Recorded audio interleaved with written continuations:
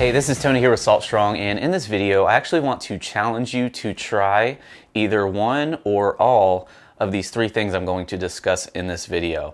Because what I found is that a lot of the times when you're out there getting skunked, it's usually because of one, two, or all of these things I'm going to talk about in this video. So I challenge you to try at least one of them, or if not all of them, to see if you don't get skunked next time you go out.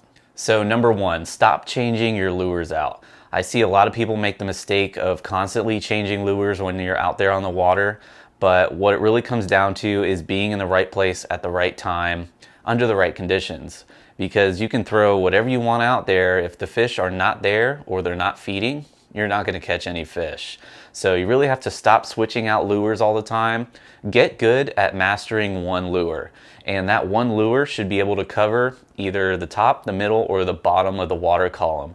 Something that's very universal, such as a jerk shad rigged on a weedless hook, or a paddle tail rigged on a jig head or a weedless hook. Those are usually the two very universal types of soft plastics that you can use to pretty much cover everywhere in the water column. That way you can get your lure in front of more fish and you have more options to figure out where those fish are. Now, the next thing I challenge you to do is go out there and fish a completely new spot. Try something different. What I see a lot of people making the mistake of is getting hooked on the same few spots that they go to every trip. And sometimes you have a really good day, other times you have a really bad day. Because the fish constantly are on the move, depending on the tide, depending on the conditions, weather conditions, water temperature. A whole bunch of different factors come into play that will determine where those fish are going to be. Also, different times of the year, they will hold on different types of cover, different types of structure. So what this really comes down to is pre-planning, and that's the third thing.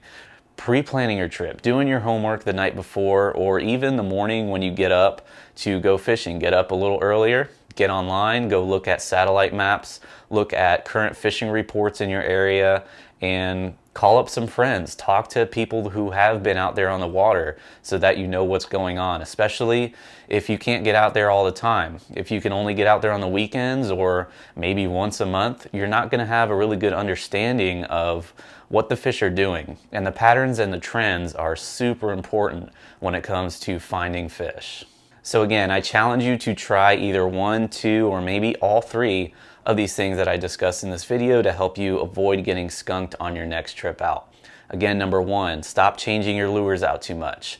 It really comes down to mastering one lure that is very universal, that can cover everywhere in the water column, top, middle, and bottom. Again, a soft plastic paddle tail swim bait, or a soft plastic jerk bait type of lure such as a gulp jerk shad or a Z-Man jerk shad, anything like that, will typically get the job done under any conditions and anywhere in the water column.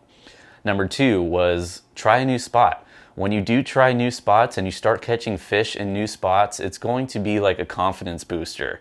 You're going to have a better understanding of what the fish are doing and the types of areas they're holding in, as opposed to fishing the same spot over and over again and hoping those fish are there. And that leads into the third part, which is pre-trip planning.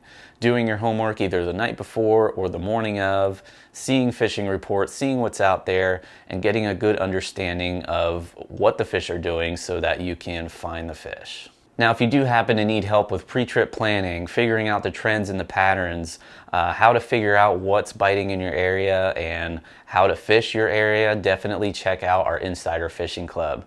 We are there to help along with thousands of other members, so definitely check that out. Until then, thanks for watching, and I'll see you on the next video.